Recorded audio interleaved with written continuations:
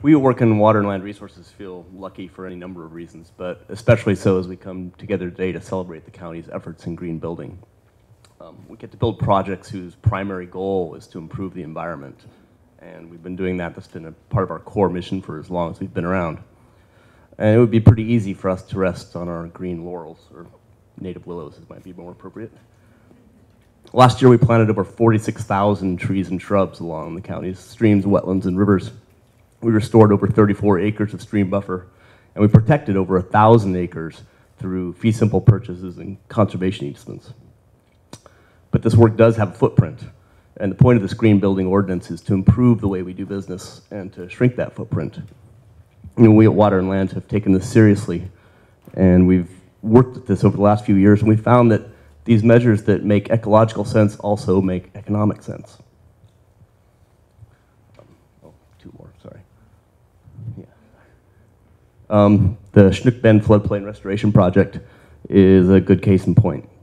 This project removed over 2,000 feet of river constraining levees from the Snoqualmie River, improved habitat in about a half mile of the river.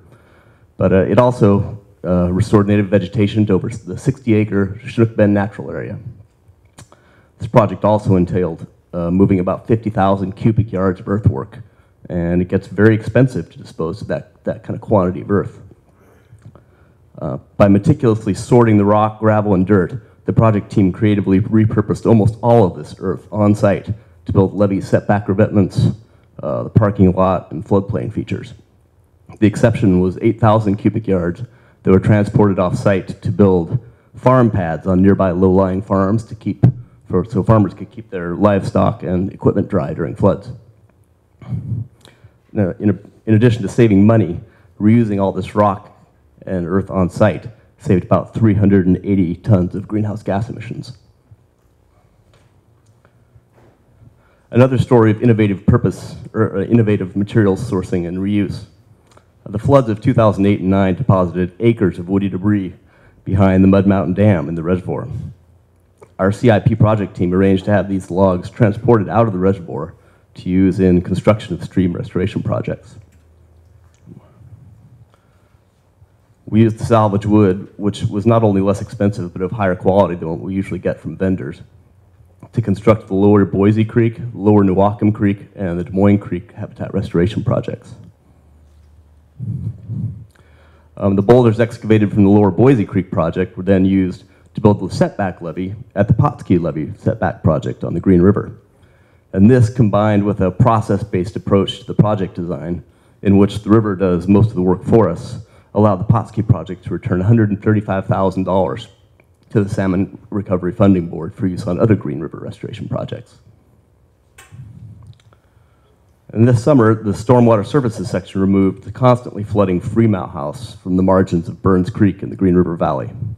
The team worked with the nonprofit Restore to salvage materials from the house before demolishing it. And the Restore was able to take about 11.5 tons of reusable materials from the house. The roads crews who performed the rest of the demolition were then able to pulverize and recycle the concrete foundation and the flood wall, and all while protecting the adjacent salmon-bearing stream. Also this year, the River and Floodplain Management section removed 11 houses from the White River floodplain to make way for a new levee. 5 houses were moved and reoccupied. While the relative cost of moving houses versus demolishing them is probably roughly equal, reoccupying the houses diverted large volumes from the landfill and greatly improved our relationship with the neighbors in the local jurisdictions. And we also have opportunities to improve and influence future development practices through the Surface Water Design Manual. New updates to the existing manual will include even more requirements and options for low-impact development techniques to reduce runoff and improve water quality. And Water and Land doesn't just apply these practices to CIP projects, but also to ongoing operations. For instance, the upgrades to the HVAC controls and lighting systems at the Environmental Lab have delivered about a 12% reduction in electricity consumption, and a 19% reduction in natural gas consumption, and a 17% reduction in total electric and gas utility costs. And that's a savings of about $27,000 per year. And almost all of our projects involve groups and other divisions and departments, and many of the green building successes came about because of communication between these groups. Opportunities often arise from knowing who else is doing what, from hallway conversations, and the cross-fertilization of drawing on expertise from other groups. The way we see it, this ordinance isn't just about showing what we've done, but about improving what we will do. And frequently that comes down to talking with one another, being aware of what other groups' projects and expertise are, and being willing to take the extra step. And in our experience, it pays off not only on the scorecard, but also on the bottom line.